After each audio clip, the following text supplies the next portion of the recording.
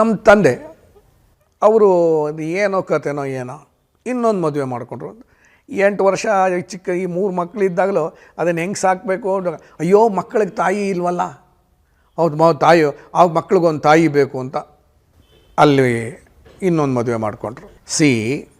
ಇಲ್ಲೇ 3 ಮಕ್ಕಳಿದ್ದಾರೆ, ಅವ್ರು ಏನು ಮಾಡಬೇಕಾಗಿತ್ತು ಅಂದರೆ ಮದುವೆ ಮಾಡ್ಕೋಬಾರ್ದಾಗಿತ್ತು. ಮದುವೆ ಮಾಡ್ಕೊಂಡ್ಮೇಲಾದರೂ ಕೂಡ ಕುಟುಂಬ ನಿಯಂತ್ರಣವಾರು ಇರಬೇಕಾಗಿತ್ತು.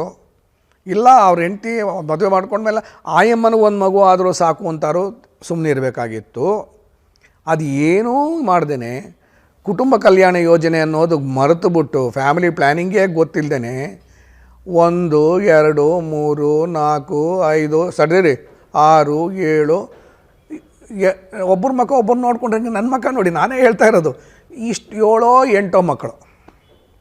ಸೊ 8 + 3 ಮಕ್ಕಳನ್ನ ಹೆಂಗೆ ಸಾಕ್ತಾರೋ ಒಬ್ಬರು ಹೇಳ್ತೀನಿ.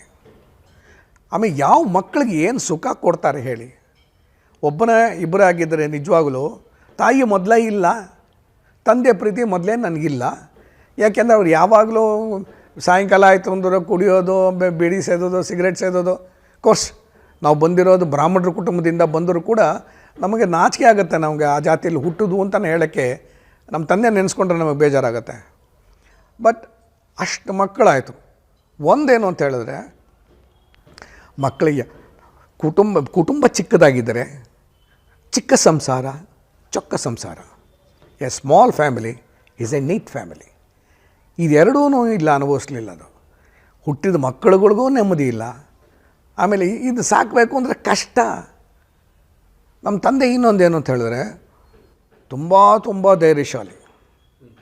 ಎಷ್ಟು ಧೈರ್ಯಶಾಲಿ ಅಂದರೆ ನಾಗರಾವನ ಕೈಯಲ್ಲಿ ಹಿಡಿತಾಯಿದ್ರು. ವಿಷದ ತುಂಬಿದ ನಾಗರಾವನ ಕೈಯಲ್ಲಿ ಹಿಡಿಯೋರು. ಯಾರ ಮನೆಲಾರ ಹಾವು ಬಂದುಬಿಟ್ಟಿದೆ ಅಂತ ಹೇಳಿದ್ರೆ ಒಂದು ದೊಡ್ಡ ಬರ್ಜಿ, ಆಮೇಲೆ ಇನ್ನೊಂದು ಹುಕ್ ಥರ ಇಟ್ಕೊಳ್ಳೋದು, ಆ ಹುಕ್ಕಿಂದ ಮೇಲೆ ಎಳೆಯೋದು, ಆಮೇಲೆ ಆ ಬರ್ಜಿಲಿ ತೆಗೆದು ಚುಚ್ಚೋದು, ಸಾಯಿಸೋದು. ಅವ್ರ ಜೀವಮಾನದಲ್ಲಿ ಭಾಳ ಹಾವುಗಳನ್ನ ಸಾಯಿಸ್ಬಿಟ್ಟಿದ್ದಾರೆ. ಆಮೇಲೆ ಅದೆಲ್ಲ ತಕ್ಕೋದು ಒಂದು ಸಂಸ್ಕಾರ. ಇಷ್ಟು ಕರೇಜು. ಊರಿಗೂ ಉಪಕಾರಿ, ಮನೆಗೆ ಮಾರಿ.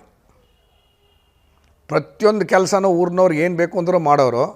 ಮನೆಗೆ ಬಂತು ಅಂದರೆ ಇದೇ ಗೋಳುಗಳೇ, ಅವಾಚ್ಯ ಶಬ್ದಗಳು, ಕೆಟ್ಟ ಶಬ್ದಗಳು. ನಾವು ಸಾಮಾನ್ಯವಾಗಿ ಬೋಳಿ ಮುಂಡೆ ಅವೆಲ್ಲ ಅನ್ನಲ್ಲ. ನನ್ನ ಜೀವಮಾನದಲ್ಲಿ ನಾನು ಕಲ್ತ್ಕೊಂಡು ಪಾಠ ಏನು ಅಂತ ಹೇಳಿದ್ರೆ ಒಂದನ್ನು ಕೂಡ ನಾನು ಮಕ್ಕಳಿಗಾಗಲಿ ಬೇರೆಯವ್ರಿಗಾಗಲಿ ಯಾರಿಗಾಗಲೂ ಕೂಡ ಈ ಥರ ಏನು ಬೈಯೋದಿಲ್ಲ.